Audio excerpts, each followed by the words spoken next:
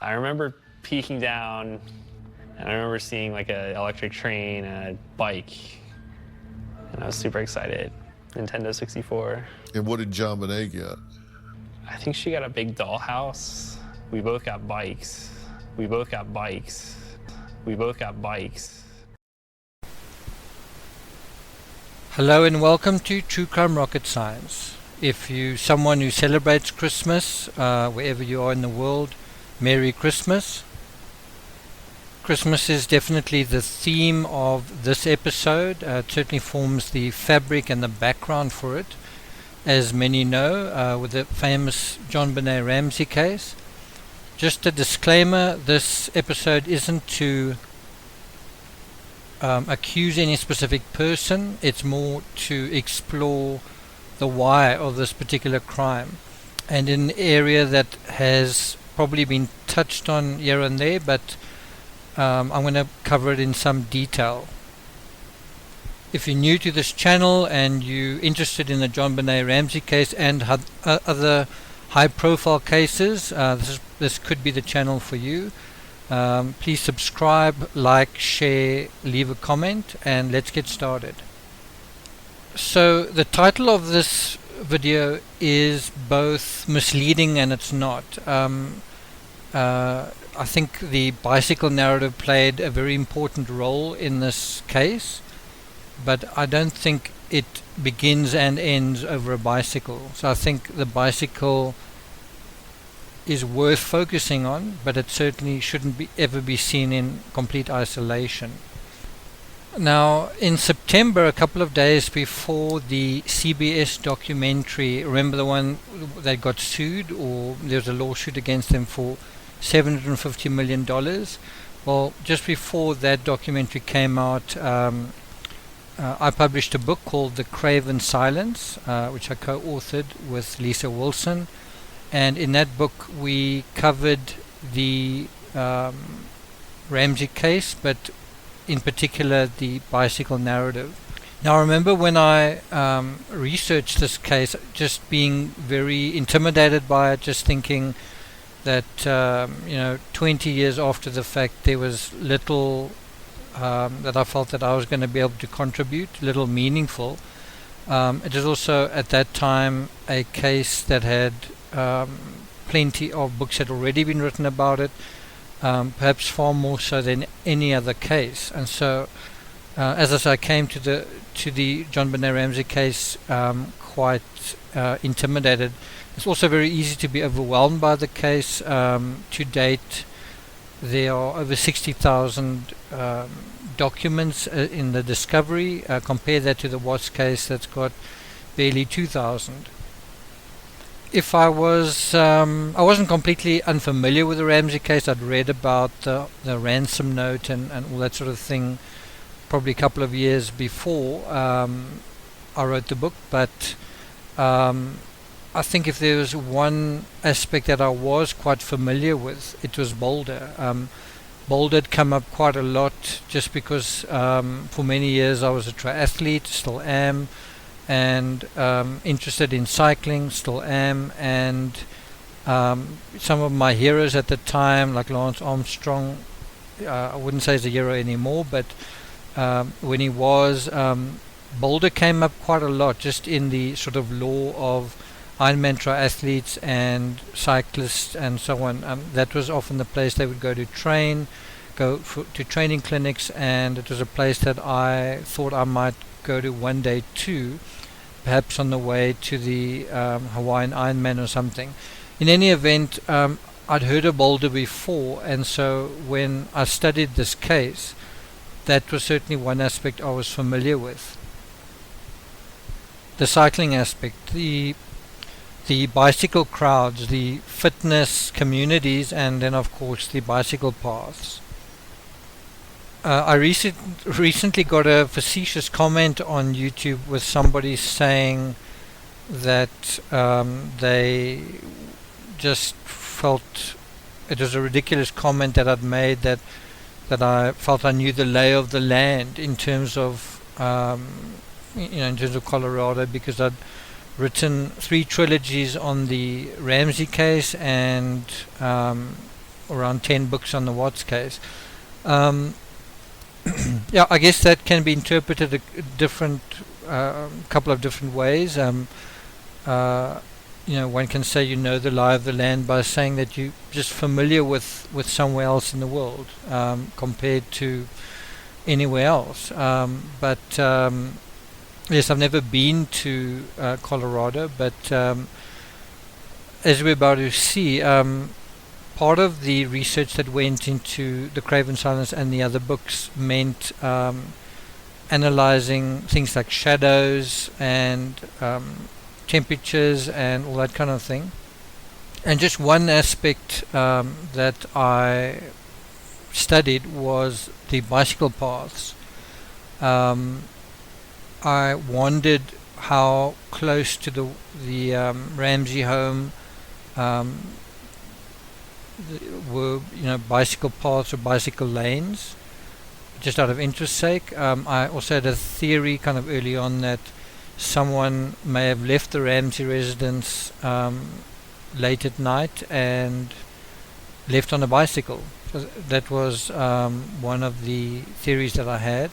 And so if you go on Google Earth and you sort of zoom in on the Ramsey residence, which is today 749 15th Avenue near Baseline Road, you can see that there are dedicated bicycle lanes literally just around the corner from the house. Like literally as soon as you go to the next street, Baseline Road, there's a bicycle path.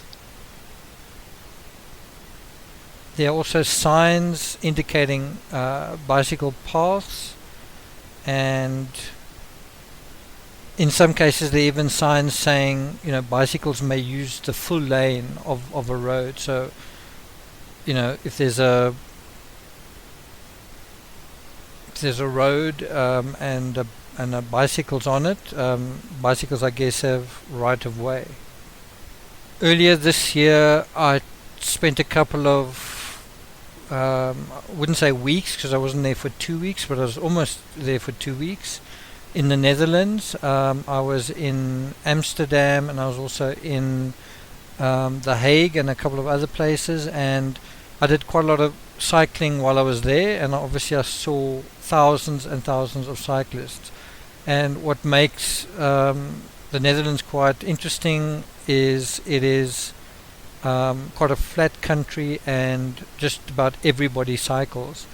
And so I was fortunate that someone gave me a bike to use.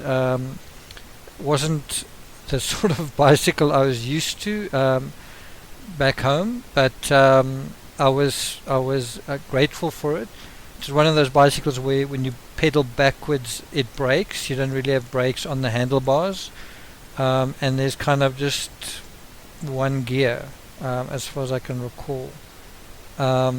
So it was a little bit tricky, but in any event, and the saddle was really, really low, but in any event, one quickly got the sort of feeling just cycling around that you sort of got into it, and then I certainly wished that I had a better bicycle. And I sort of thought, if I go to the Netherlands again, would I take a bike with from home, etc., etc. And so one can imagine in Boulder having the same sort of idea. You're constantly seeing people cycling around. The Ramsey family were young. The children were old enough to ride bicycles. The adults were young enough to be interested in that kind of thing. There's some photos where they're skiing, so they were fit and healthy family, and so bicycles were definitely part of the fabric of their family, as it is parts of many families. We don't need to impute or infer or sort of find a sort of obscure link in the topography of Boulder and in the bicycle paths to sort of imagine that the Ramseys may have been interested in riding bikes, we see bicycles appearing and reappearing many times in the family photos. In fact, I don't think it's an exaggeration to say that the bicycle theme is probably one of the most consistent in the Ramsey mythos, in terms of you see bicycles when JonBenet is a little girl, you see bicycles when she's older, you see bicycles when she's in one home, in another home, you see bicycles in the crime scene photos, and you see a bicycle in the room where JonBenet died. In fact, bicycles are sort of woven into the fabric of the crime narrative, and even in the very last photos of JonBenet we see bicycles, and I don't mean in one photo, I mean in several. Even if you look at the photo of JonBenet and Patsy, which was formerly, I guess, reckoned to be the last photo of JonBenet, or one of the last photos, you can see a bicycle right behind Patsy's shoulder, a bicycle wheel. There's also the handlebars of a bicycle peeking just above JonBenet's left shoulder. One might say all these bicycles are just a coincidence, but when we go into the narrative of the case, I'm talking about the statements and the versions of events from the various family members, there are a lot of contradictions about the bikes. Contradictions abound. At the beginning of this episode, I played a clip of Dr. Phil interviewing Burke, and Burke is quite specific in the interview. This is when Burke is, I think, 29 years old. It was in 2016. He's quite specific to say that when he saw there were bikes, when he came downstairs, he said he's super excited, and when he said that, he sort of puts his hand in front of him and he sort of shakes it as if to emphasize just how excited he was. Bear in mind, this is a 29-year-old talking about 20 years ago when he was 9 years old, right? And then when Dr. Phil asks him about JonBenet's gift, he seems a little less certain, but he seems very certain that they both got bikes. He says, "We both got bikes." When I saw that, my ears certainly pricked up, and I was really surprised to hear Burke say that, for a couple of reasons. Now, there are a couple of media resources. One of them is an article in the Daily Camera where somebody said JonBenet and her brother each received new bicycles that their mother picked out from a local store. I'm not going to go into all the, bear in mind there were two sort of police interviews with John in 97 and 98, and then there were also two with Patsy in 97 and 98. I'm not going to go exhaustively through all of that, but I am going to touch on some of it. I just want to be clear that this isn't going to be an exhaustive analysis of everything about the bicycles. Interestingly enough, it was Lou Smith who basically asked John about the bicycles, and the reason he did was one sort of tactic Lou had that was kind of quite idiosyncratic to him, was his way of studying the case was studying the crime scene photos, which in a weird way is also how true crime writers study cases. The difference between Lou and, say, Detective Thomas, and to some extent FBI profiler John Douglas, was that Lou Smith didn't really have access to the crime scene the way the crime scene was. In other words, he didn't get to walk through the crime scene and sort of take notes, whereas other detectives did have that kind of access. John Douglas didn't quite have that access. I mean, he did walk through the crime scene, but it was around about 3 weeks later. So he did have access, but it was obviously a little bit different. In Lou Smith's case, everything was even more changed by the time he came to Boulder. I think he was assigned after about 3 months. And so his way of figuring out the case was to look at all the crime scene photos. And as I said, it's the same technique used by a true crime writer. You're basically just going through all the footage that you can possibly find and studying it in detail, studying it for inconsistencies, looking closely at photos and putting together your hypothesis.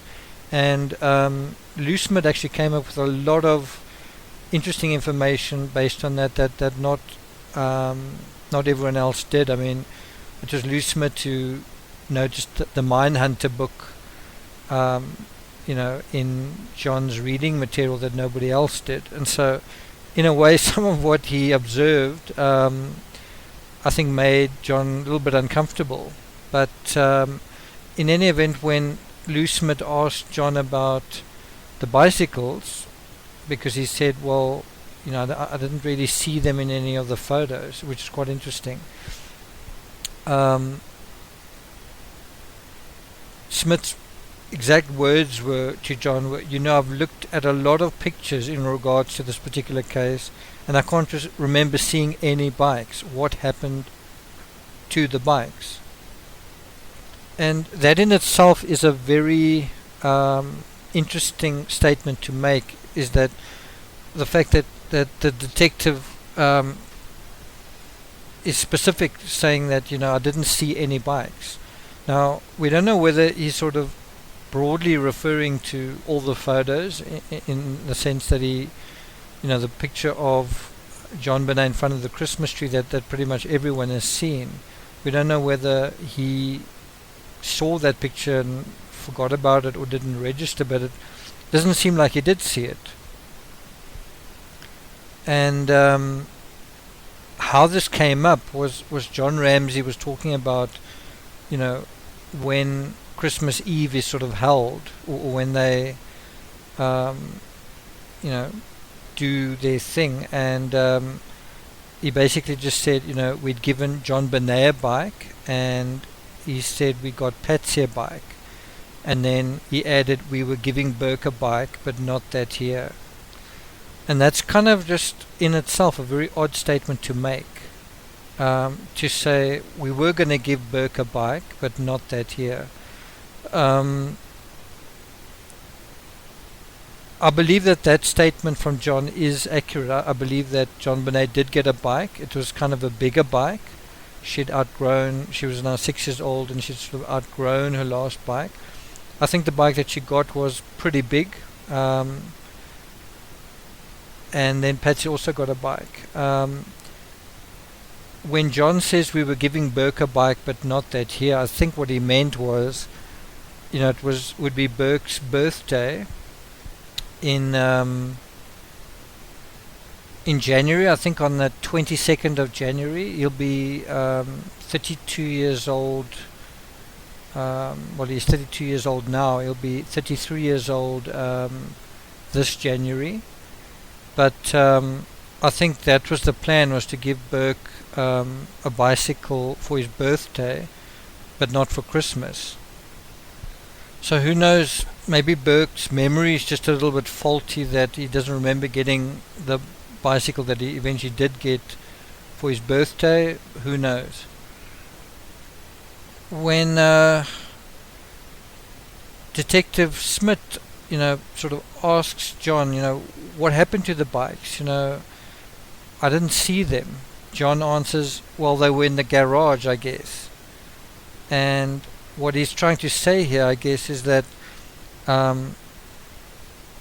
people got bikes for Christmas and then they sort of disappeared from the crime scene. And John's answer to where they went, the fact that you don't see them in the lounge, you don't see them in the basement, you don't see them outside in the garden, you simply don't see them, is because John said they were in the garage. They were sort of just out of sight. And then John volunteers something that's really interesting. He said before they went to the Whites, JonBenet was sort of riding a bike around the patio area. And if you look at photos of the Ramsey home, there's sort of paved areas that sort of curl and curve.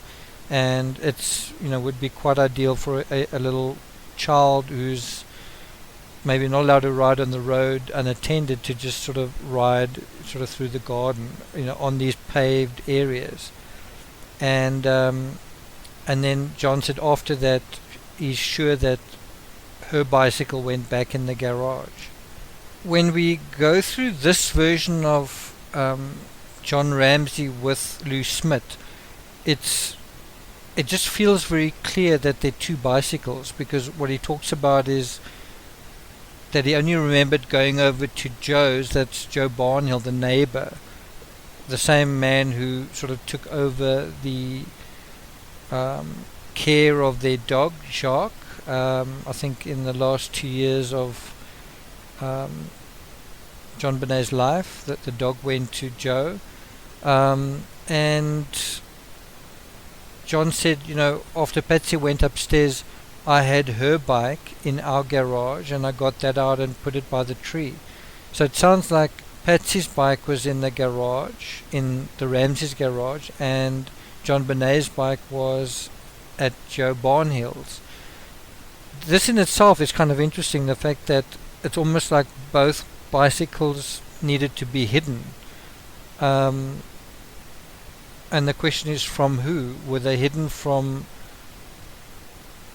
JonBenet, or were they being hidden from Burke as well, or what is sort of going on?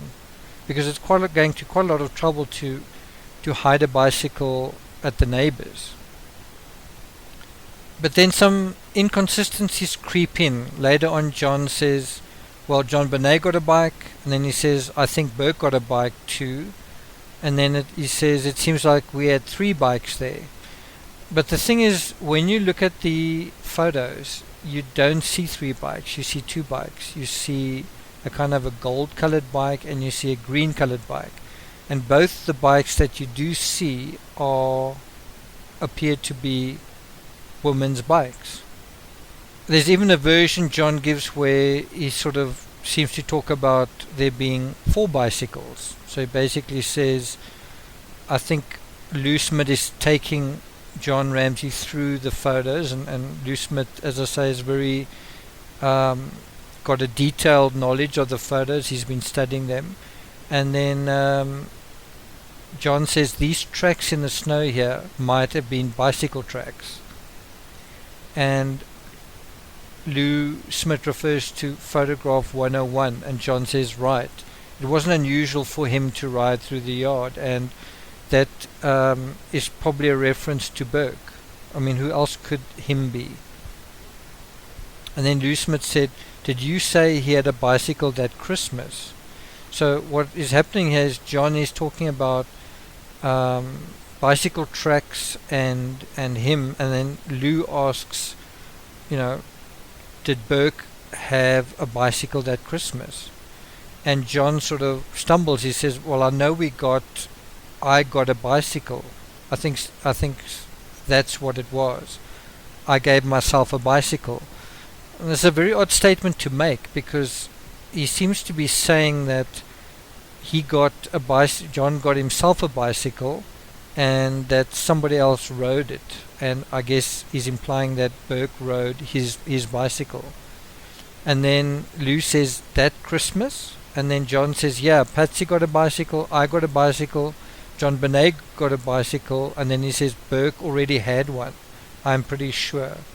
And so in that statement you kind of have a situation where, if it's true, I I don't think it is. Like, I think two people got bicycles, and it was Patsy and JonBenet. That's it. But if the statement's true, then Patsy got a bicycle, John got a bicycle, and JonBenet got a bicycle, and the only person who didn't was Burke. And so you have this kind of inconsistency with him saying quite adamantly and just volunteering on Dr. Phil, we both got bikes. And now we're going to take this discussion a little bit into a different area, which is just the child psychology around Christmas. And so the image of JonBenet in front of that FAO Schwartz wrapping, and you see that same wrapping in the basement at the sort of crime scene where JonBenet's body was actually found. But her expression kind of says it all. I mean, that is how children feel on Christmas. They are sort of giddy with excitement. It's day of the year they've been waiting for, counting down the days, and it's one of the highlights of their lives at that time.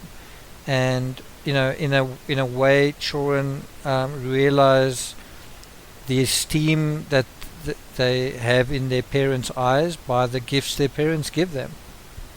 And to some extent, maybe siblings can get a sense of not only how their parents see them, but also how their parents see them vis-a-vis each other.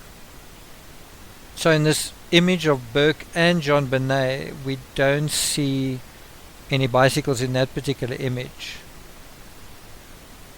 Now the image that I've got on screen here, as I say, you see two bicycles. The one in the background looks like it might be too big for JonBenet, but on the other hand, maybe not. But the seat post, the crossbar drops downwards, so it's clearly a woman's bicycle, as is the bicycle in the foreground. What's a little bit strange with this image, and I'm not quite sure what's going on here, but in any event, what's strange with this image is if you look at the handlebars and you look at the white of JonBenet's leg, it sort of goes down and then it goes slightly to the side and then down. And if you look at the bicycle wheel to the right, in line with that sort of movement of her leg the wrong way, the bicycle wheel's also not quite lining up with the bottom of the bicycle wheel. In fact, if you look at the foot behind that, it also just looks a little bit out of proportionally small. Her foot almost looks smaller than her hand. For me, what's a little bit strange with this image is the seat post doesn't quite line up with the bar in which the seat post should be going into, if that makes sense. It sort of moves slightly to the side, which gives the impression that it's perhaps, I don't know if it's done on purpose, but perhaps that it's a men's bike or something. I don't know if that's the impression that's been created, but just an oddity that's in this particular image. This particular image is often cropped.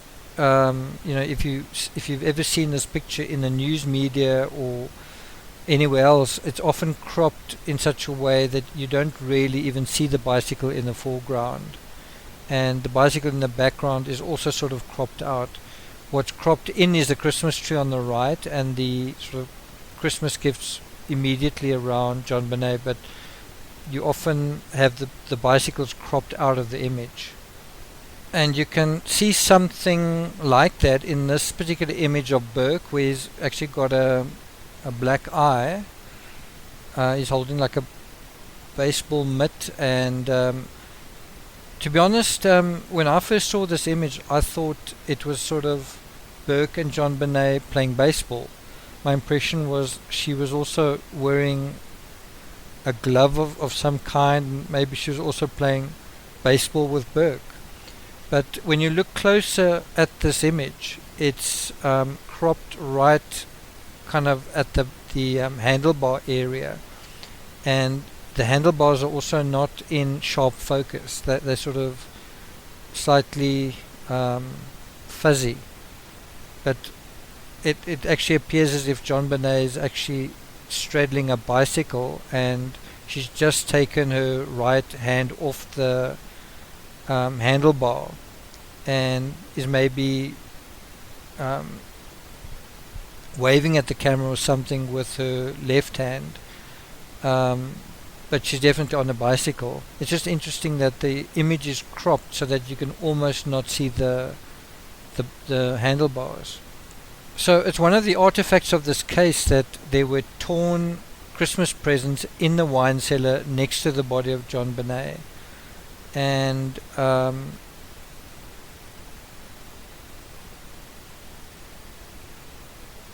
one wonders what was going on there. Why were there still gifts in the wine cellar, and also why were they torn? And I think there could be sort of two explanations for it. One could be that those gifts weren't meant for Burke, they were actually meant for the other Ramsey children, like John Andrew, and it could be that Burke or JonBenet may have peeked into these gifts wanting to know if they were theirs or whose they were, and that's why the wrapping was torn. What is very strange in the Ramsey case is the fact that there's a FAO Schwartz wrapped a gift right beside JonBenet's body.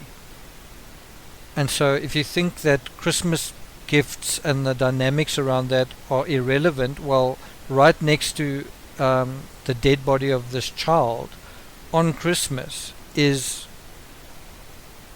a gift that hasn't been opened. And this then brings us to the fourth and final point that I want to make, which is the last thing JonBenet did on that Christmas.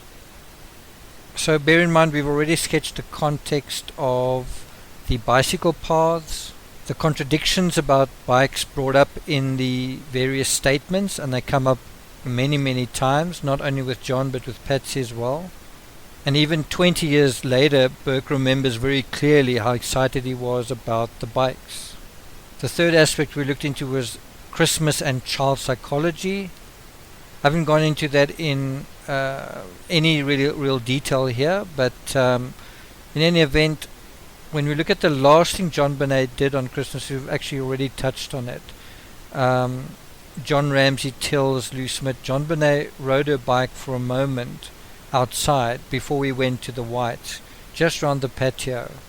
And so what he's saying there is just before they went to the Whites, JonBenet still wanted to ride a bicycle. She'd definitely gotten a bicycle for Christmas, of that there's no doubt.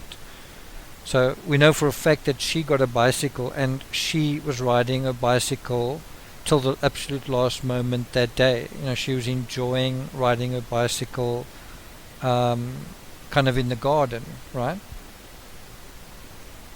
And so kind of we get the idea that the last thing JonBenet did on the last day of her life, like in the dying light of the last day, was ride this new bicycle that she'd been given.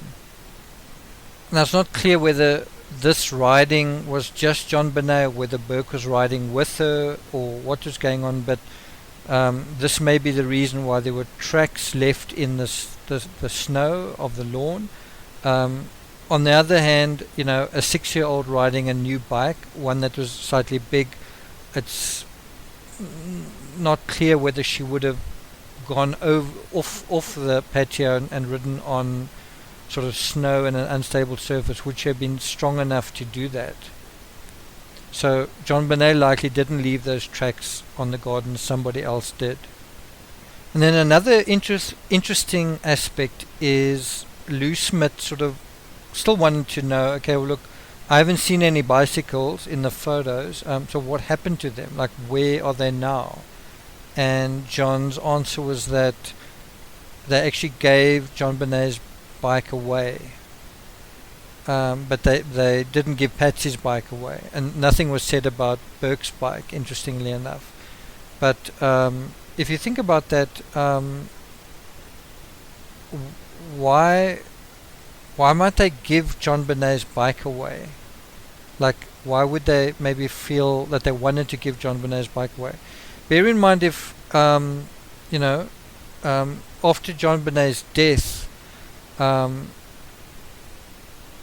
why couldn't they give Burke her bike if he wanted a bike, right? If Burke hadn't been given a bike, why couldn't they give Burke JonBenet's bike? I mean, it looks like it may have been big enough for Burke to ride, and maybe when Burke saw it, maybe he thought it was his when it wasn't his. But why would they give JonBenet's bike away? So that's just something to think about. As I say, the bicycle narrative was something that I really investigated when I wrote the Craven Silence, and the research that went into that kind of predated the CBS documentary, and so quite a lot of what came out in the CBS documentary corresponded to what Lisa and I had been talking about, and it later saw the light of day in a news article on news.com.au, which got syndicated on the Daily Mail and I think the New Zealand Herald. But that was something that we also emphasized in this article, which came out in October 2016. You know, this thing about Burke saying that he also got a bike, and why is something so simple just so kind of convoluted? Why is something like that changing? So if you're interested in the research that went into that, check out the Craven Silence. There's also the Day After Christmas trilogy, and Christmas Star is coming out soon. If you found this episode interesting and you'd like to be alerted to the follow-up episode in the series, I'm going to be doing an episode on, and this is not a joke, did Santa kill JonBenet? And we'll look at news reports and some of the statements made to the police about that. Believe it or not, that was a serious theory at one time, and we'll deal with that in the next episode. Thank you for listening. Please subscribe if you'd like to receive notifications of new videos. Ring the bell, like, share, leave a comment, and head on over to my Patreon page if you'd like further analysis. Thank you for listening.